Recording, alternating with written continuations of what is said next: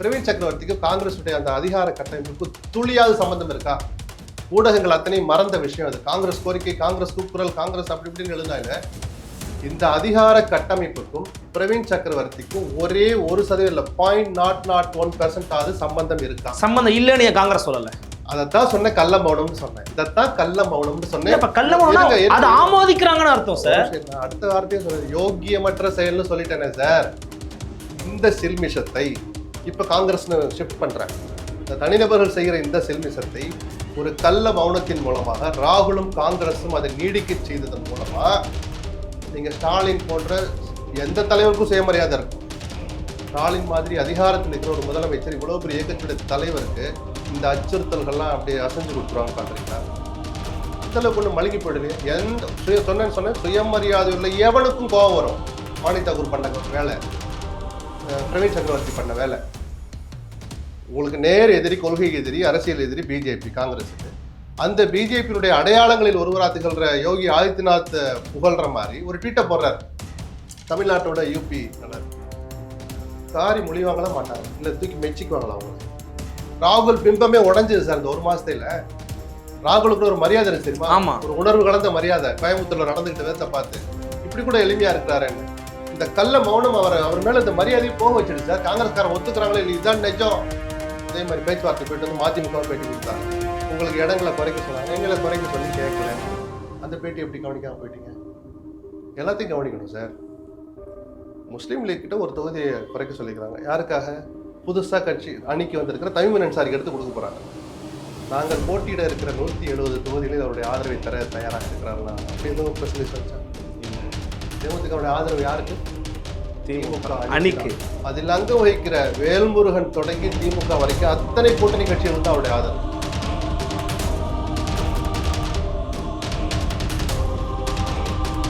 நலம் தரும் நல்லார் சித்த மருத்துவமனை இதய நோய், சர்க்கரை நோய், பக்கவாதம், சிறுநீரக பிரச்சனை, தண்டுவடம் மற்றும் மூட்டு பிரச்சனைகளுக்கு மிகச்சிறந்த மருத்துவமனை. கிருஷ்ணகிரி, சென்னை மற்றும் மதுரை.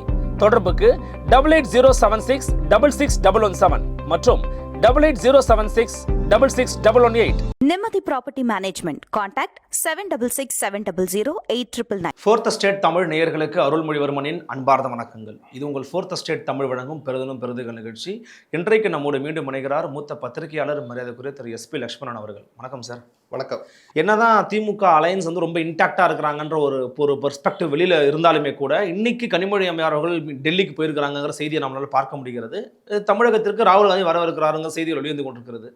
என்னதான் நடக்குது? தாவேகாவாலையும் காங்கிரஸாலையும் ஒரு தலைவலியை, ஒரு நெருக்கடியை திமுக சந்திச்சுக்கிட்டு இருக்கா? இல்ல, நாளைக்கு பேச்சுவார்த்தைக்கு அதிகாரப்பூர்வமா கூப்பிட்டுருக்காங்கன்னு நினைக்கிறேன். நாளையோ 1ஆம் தேதியோ நினைக்கிறேன். ஏதோ ஒரு 28 போன் போயிடுச்சு. அதுக்கு மேலேயும் நம்ம அதுல குழப்பம் இருக்கு அப்படின்னு பார்க்க வேண்டாம். இவ்வளவு தூரம் போறதே பெரிய விஷயம். எல்லா கூட்டணிகள்லையும் வர்ற சலசலப்பு இந்த தடவை கொஞ்சம் அதிகமா வந்துடுச்சு. அதுவும் 2 தனிநபர்களால் வந்தது காங்கிரஸ் கட்சியில. அந்த காங்கிரஸ் கட்சி மௌனமா வேடிக்கை பார்த்தனாலதான் ஒரு யோகியமற்ற ஒரு நிலைப்பாடுன்னு நம்ம எல்லாம் விமர்சிச்சோம். அந்த காங்கிரஸ் கட்சியோட குறிப்பாக ராகுலனுடைய மௌனம், கள்ள மௌனங்கிற வார்த்தையில நான் பயன்படுத்துறேன். ஏன்னா உங்களுக்கு நெருக்கமான இடதும் வலதுமாக இருக்கிற 2 பேர் சேட்டை பண்ணிட்டு இருந்தாங்க, நீங்க வேடிக்கை பார்த்தீங்க. அதனால காங்கிரஸ் சாதிக்க போது ஒரு மண்ணும் இல்லைன்னு தான் பச்சையா சொல்லணும். நீங்க ட்விட்டு போட்டனால நான் 4 சீட்டு கூட கொடுத்துருவாரு. அதுக்கெல்லாம் பயப்படுறாளா ஸ்டாலின்? சுயமரியாதையுள்ள எந்த தலைவனும் இந்த மாதிரி சேட்டைகளுக்கு பயப்பட மாட்டான். அவன் தலைவனே அல்ல. கேட்கறது என்ன அவ்வளவு தப்பான ஒரு எப்படி பொதுவெளியில் ஆட்சியில பங்கோ அதிகாரத்துல பங்கு கேட்பது தப்பா? பொதுவெளியில் ட்விட்டர்லையா கேட்கறதுக்கு அதிகாரம் இருக்கா? தாராளமா அதிகாரம் இருக்கு. நிஜமான காங்கிரஸ் தொண்டன் தான் மாணிக் தாக்கூர். கடிதம் எழுதுன கார்கேக்கு, நான் சோஜி நலமா இருக்கீங்களா? நானும் நல்லா இருக்கேன், தொகுதி நல்லா வேலையெல்லாம் போயிட்டு இருக்கு, நான் மாணிக் தாக்கூர் எழுதுறேன்.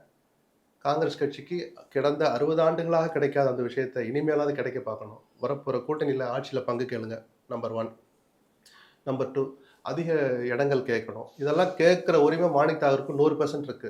கடிதம் மூலமாவோ உள்ளறையில் போய் காங்கிரஸ் கட்சி தலைமையில தான் சொல்லணும். புரியுதுங்களா? காங்கிரஸ் கேட்கக்கூடாதுன்னு யார் சொன்னா? திமுகவே சொல்லலை சார். பொதுவெளியில் நின்று அதிகாரம் இல்லாத நபர்கள் பேசலாமா? பிரவீன் சக்கரவர்த்திக்கு காங்கிரஸுடைய அந்த அதிகார கட்டமைப்புக்கு துளியாவது சம்பந்தம் இருக்கா? ஊடகங்கள் அத்தனையும் மறந்த விஷயம் அது. காங்கிரஸ் கோரிக்கை, காங்கிரஸ் கூக்குரல், காங்கிரஸ் அப்படி இப்படின்னு எழுதினால இந்த அதிகார கட்டமைப்புக்கும் பிரவீன் சக்கரவர்த்திக்கும் ஒரே 1% 0.001% சம்பந்தம் இருக்கா? சம்பந்தம் இல்லைன்னு காங்கிரஸ் சொல்லல.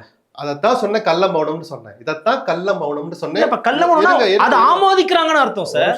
அடுத்த வார்த்தையே சொல்ல யோகியமற்ற செயல்னு சொல்லிட்டேனே சார். இந்த சில்மிஷத்தை இப்ப காங்கிரஸ் ஷிஃப்ட் பண்றேன். இந்த தனிநபர்கள் செய்கிற இந்த சில்மிஷத்தை ஒரு கள்ள மௌனத்தின் மூலமாக ராகுலும் காங்கிரஸும் அதை நீடிக்க செய்ததன் மூலமா நீங்க ஸ்டாலின் போன்ற எந்த தலைவருக்கும் சுயமரியாதை இருக்கும். ஸ்டாலின் மாதிரி அதிகாரத்தில் இருக்கிற ஒரு முதலமைச்சர் இவ்வளவு பெரிய இயக்கத்தினுடைய தலைவருக்கு இந்த அச்சுறுத்தல்கள்லாம் அப்படியே அசைஞ்சு கொடுத்துருவாங்கன்னு பாக்குறீங்களா? தங்கள் தலையில் தாங்களே மண்ணவாரி போட்டுக்கிட்டாங்க காங்கிரஸ் தான் நான் சொல்லுவேன். நீங்கள் அழுத்தம் கொடுக்கிற விதம் இது அல்ல. தப்பான ஆயுதத்தை தப்பான கைகளில் கொடுத்து நீங்க கொஞ்சம் விளையாண்டு காமிச்சிட்டீங்க. அதுக்கு நீங்களே ஒரு இடத்துல கீறிடுச்சுன்னு நினைக்கிறேன். அவங்களுக்கு கீறினாலும் அது திமுக கூட்டணி நல்லதில்லை. திமுக மீது கீறல் விழுந்தாலும் அது அந்த கூட்டணிக்கு நல்லதல்ல.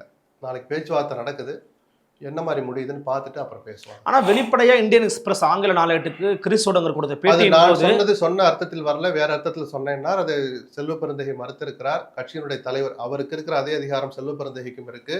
திமுக ஆதரவோடு நாங்கள் மாநிலங்களவை தேர்தலில் ஒரு இடத்தில் வேட்புமனு தாக்கல் செய்யப்படும் சொல்கிற அளவுக்கு இருக்குன்னு சொன்ன பிறகு கலாட்டாவை நம்ம போய் தூண்டிட வேணாம்.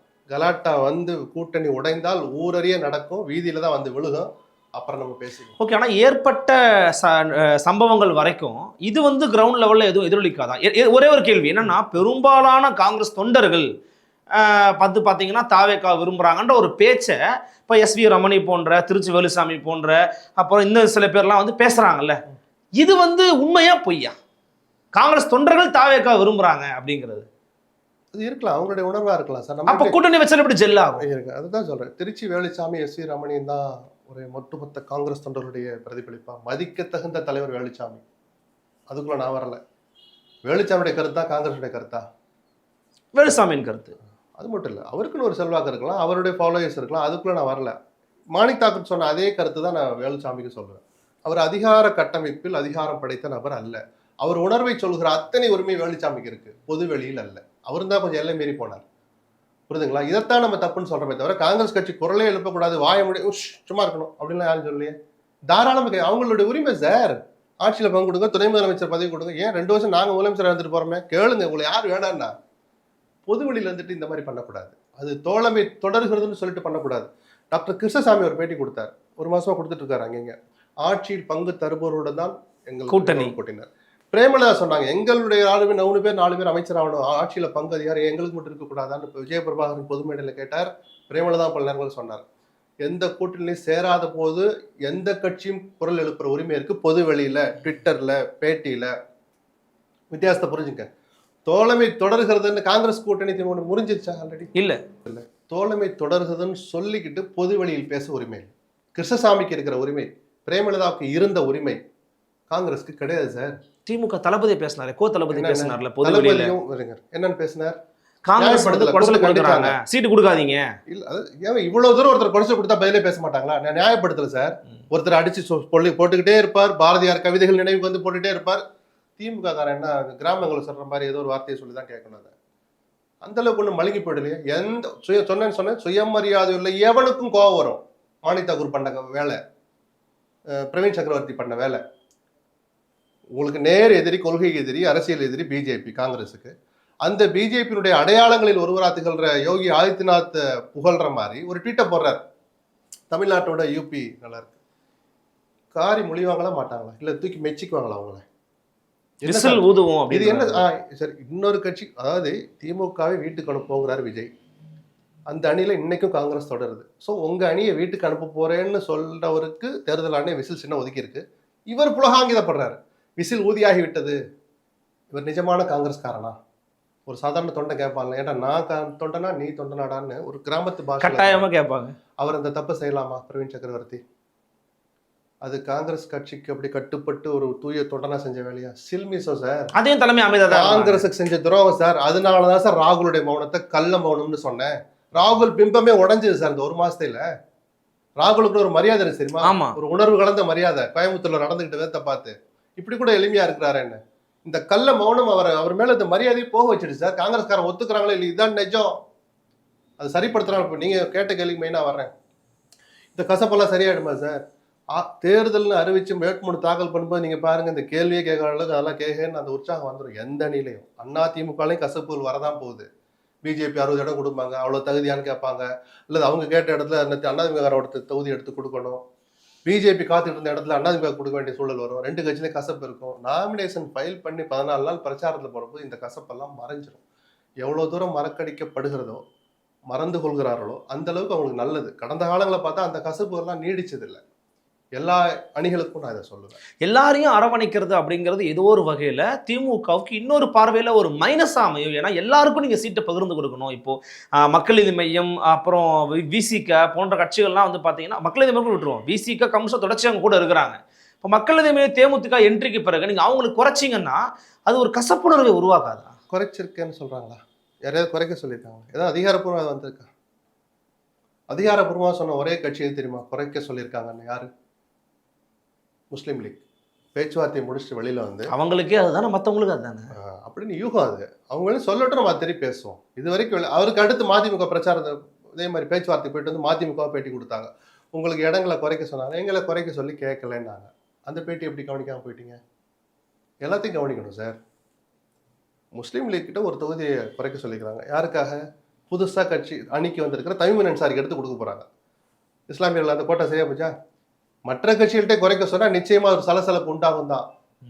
மிக அதிகமான சலசலப்புன்னு கூட, சலசலப்பு கூட சின்ன வார்த்தையாக இருக்கும், கசப்பு உச்சத்துக்கு போகும். எனக்கு தெரிஞ்சு திமுக அந்த எண்ணத்தில் இல்லை. அப்படி சொன்னாதான் கூடுதல் இடங்கள் கேட்கறதுக்கான ஒரு தடுப்பணையாக அது நிற்குமே தவிர அந்த 6 குறையாதே தவிர, புரியுதுங்களா? 6 குறைய விடாம பார்க்குறது அவங்களுடைய இதாக இருக்கலாம். கூட கேட்குற அந்த குரலை கொஞ்சம் டோன் டவுன் பண்ணலாம். ஏன்னா தேமுதிக வந்துடுது. திமுக போனோட 183 என்னமோ நின்னாங்க. உதயசூரன் என்ன தோழமை கட்சியெல்லாம் அவங்க மட்டுமே 173 70 நின்னான்னு வச்சுப்போம். ஒரு பேச்சு 170ன்னு வச்சுப்போம். தேமுதிக திமுக அணியில் இணைந்திருக்கிறது. நாங்கள் போட்டியிட இருக்கிற 170 தொகுதிகளில் அவருடைய ஆதரவை தர தயாராக இருக்கிறார்களா? அப்படி எதுவும் பிரஸ் ரிலீஸ் வந்துச்சா? இல்லை. தேமுதிகவுடைய ஆதரவு யாருக்கு? திமுக அணிக்கு. அதில் அங்க வகிக்கிற வேல்முருகன் தொடங்கி திமுக வரைக்கும் அத்தனை கூட்டணி கட்சிகளுக்கு தான் அவருடைய ஆதரவு. புரியுதா சார் நான் சொல்றது? பண்ருட்டியில விஜயகாந்த் ஒரு செல்வாக்கு இருக்குமா இருக்காது? கட்டாயமா இருக்கும். விருதாச்சலத்தை ஜெயிச்சாலும் தனியா பண்ருட்டில ஒரு 1000 ஓட்டு இருக்குமா? கட்டாயமா இருக்கும். அந்த 1000 ஓட்டு வேல்முருகனுக்கு போகுமா வேற யாருக்கு போகும்? வேல்முருகன் தான். அப்ப பலம் எல்லாருக்கும் தானே சார். அப்போ ஒரு கட்சி வர்றதுனால ஏதோ என்ன சார் அவங்க கவலைப்பட மாட்டாங்க, சந்தோஷப்படுவாங்க சார். வேல்முருகனுடைய வெற்றி இன்னும் கொஞ்சம் நம்பிக்கையோட உட்காருவார் சார். ஓ, இது வரைக்கும் எதிரணிக்கு போயிட்டு இருந்த 1000 ஓட்டு இன்னைக்கு நமக்கு வரப்போகுது, சந்தோஷம் வருமா இல்ல அவர் கவலைப்படுவாரா? மகிழ்ச்சி தான். இதெல்லாம் சாதாரணம் சார். நம்ம கேட்கணுங்கிறதுக்காக எதையும் கேட்க வேண்டாம். இல்லாத சார் நான் திருப்பி சொல்றேன், ஒன்று நடந்துச்சுன்னா வீதிக்கு தான் வரும் சேதரும், ஒன்னொன்னா எடுத்து பேசலாம். நம்ம போய் தோண்டி விட்டுக்கிட்டே இருக்க வேண்டாம், பார்த்துக்கலாம். இல்லை, இன்னொரு முக்கியமான விஷயம் பார்த்தீங்கன்னா தாவேகாவோட இந்த வேலை தான். தாவேகா வந்து காங்கிரஸை இப்போ வரைக்கும் வாயை திறந்து விமர்சனம் பண்ணதே கிடையாது. பிஜேபியும் பெருசாக வந்து அவங்க விமர்சனம் பண்ணுறது கிடையாது. ஏதோ ஒரு வகையில் வெயிட் பண்ணுவோம், நம்ம கூட்டணிக்கு அழைச்சி யாருமே வரல, காங்கிரஸாவது வருதா? காங்கிரஸ் வந்து என்ன விஜய்க்கு மிகப்பெரிய பலமாக இருக்கும். காங்கிரஸ்க்கு ஒரு துளி கூட அதனால பிரயோஜனம் வராது. நான் இப்போவும் சொல்கிறேன், இங்கே 25கே கெஞ்சிட்டு கிடக்குறோம், 2 கூட்டுறதுக்கே இவ்வளோ கெஞ்சிரோங்கிற அந்த அவமானம் வேணாம் மாறி நீங்கள் சுயமரியாதையோட கௌரவத்தோடு போய் 3 மடங்கு இடம் வாங்கலாமே தவிர எத்தனை இடம் ஜெயிப்பது கேரண்டி இருக்கா? ப்ராக்டிக்கலாக பேசும். ஜனநாயக நாடு, விஜய்க்குன்னு இருக்கு 40% ஓட்டு இருக்கலாம் செங்கோட்டையன் சொல்லிட்டு இருக்காரு, ஆதவர்ஜனா சொல்கிறார் 70 கொடுத்தா 70 ஜெயிப்பாங்கன்னு சொல்லிக்கிட்டோம். நான் ஒரு பார்வை பார்க்குறேன், ஓட்டு சதவீதத்தை காமிச்சு ஜெயிக்கலைன்னா கூட எனக்கு இவ்வளவு இருக்குன்னு ஆதரவு காட்ட வேண்டிய கட்டாயமும் அந்த சூழலும் விஜய்க்கு தான் இருக்கு. 100 ஆண்டுகளை 150 ஆண்டுகளை கடந்த காங்கிரஸ்க்கு கிடையாது. அந்த தப்பு தான் நீ காங்கிரஸ் செய்ய போறாங்க. நீங்க தாராளம் போங்க, அது எந்த கட்சியோட கூட நீங்க அந்தந்த கட்சியோட உரிமை. இந்த பார்வை பார்த்தா ஒரு பத்திரிகையாளர் என்ன சொல்லுவேன்னா, விஜய்க்கு இருக்கிற நெருக்கடி நிர்பந்தமும் காங்கிரஸ்க்கு இருக்கா? காங்கிரஸ் இங்க செல்ல விஜய்க்கு தான் ஒரு பிம்பம் கிடைக்கும், பொலிட்டிக்கல் ஃபேஸ் கிடைக்கும். ஒரு தேசிய கட்சி வந்துச்சுன்னா அவருக்கு ஒரு இதா இருக்கும், அவருடைய ஓட்டுகள் அதிகமாகலாம், நானும் ஒரு அணி அமைச்சிட்டேன்னு கௌரவமா சொல்லிக்கலாம். காங்கிரஸ்க்கு அதனால கிடைக்க போறது என்ன? கூடுதல் சீட்டு, மரியாதை, துணை முதலமைச்சர் அப்படின்னு அது உறுதிப்படுத்தப்பட்டதான். அதனாலதான் பல பேர் இன்னும் போகாம இருக்காங்க. ஒரு நிரூபிக்கட்டும்ங்கிறாங்க. ஒருத்தர் 1% கூட இல்லைங்கிறார் விஜய் பார்த்து. நான் அதை நம்ப மாட்டேன். குறைஞ்சது 10-15% வாங்குவார் நம்ம சொல்றோம்னா அது ஒரு வாங்கி காட்டட்டும், அரசியல் நின்று காட்டட்டும். எதுவுமே இல்லாம அங்க ஏதோ இருக்க போதுன்னு நினைச்சு போறதுதான் பயமா இருக்குன்னு காங்கிரஸ்காரங்களே பாதி பேர் பயப்படுறான். ஓகே, நான் பாதிங்கிற வார்த்தை தான் பயன்படுத்தேன். நீங்க சொன்ன மாதிரிலாம் திருச்சி வந்து சொல்ற காங்கிரஸ் தொண்டர்கள் எல்லாம் தாவேக்கோட தான் போக விரும்புகிறாருன்னு 17 எம்எல்ஏ 18 எம்எல்ஏ போனல ஒரு எம்எல்ஏ தான் வெளிப்படையா சொல்ற ராஜேஷ்குமார் மட்டும்தான் விஜயோட போலான்னா திமுக கூட்டணி வேண்டான்னார். மீது அத்தனை எம்எல்ஏ திமுக கூட்டணி தொடர்னாங்க. எம்எல்ஏக்கள் அந்த கட்சியினுடைய அடையாளமா கட்டாயம் பிரதிநிதிகளா எடுத்துக்கலாமா இல்ல அதுவும் இல்லையா? கட்டாயம் சார். அவங்களுடைய எல்லாருடைய கருத்து திமுக கூட்டணி தொடரணுன்றதுதான். எம்பிக்கள்லையும் மாணிக் தாகூர் தவிர மற்ற எல்லாரும் ஒரே கருத்து தான் சொல்லியிருக்கிறாங்க. மாணிக் தாகூருக்கு மாறுபட்ட கருத்தை சொல்ற உரிமை இருக்கு. நான் திருப்பி சொன்னேன் இல்லையா, அந்த இடத்துல தான் போய் சொல்லணுமே தவிர பொது வெளியில் இல்லை. ட்விட்டர்ல திமுக அணியை விட்டு வெளியே வரணும் அப்படின்னு மாணிக் தாக்கூருக்கு சொல்ற உரிமை 100% இருக்கு. கட்சி தலைமையிட்ட போய் தான் சொல்லணும், கடிதம் மூலமா சொல்லணும். பொது வெளியிலேயோ ட்விட்டர்லயோ போடக்கூடாதுன்னு சொன்னேன். பல விதமான கருத்துக்களை ரொம்ப பொறுமையாக பகிர்ந்துட்டீங்க சார். மிக்க நன்றி. நன்றி. நன்றி. முழு சந்திக்கலாம். வணக்கம்.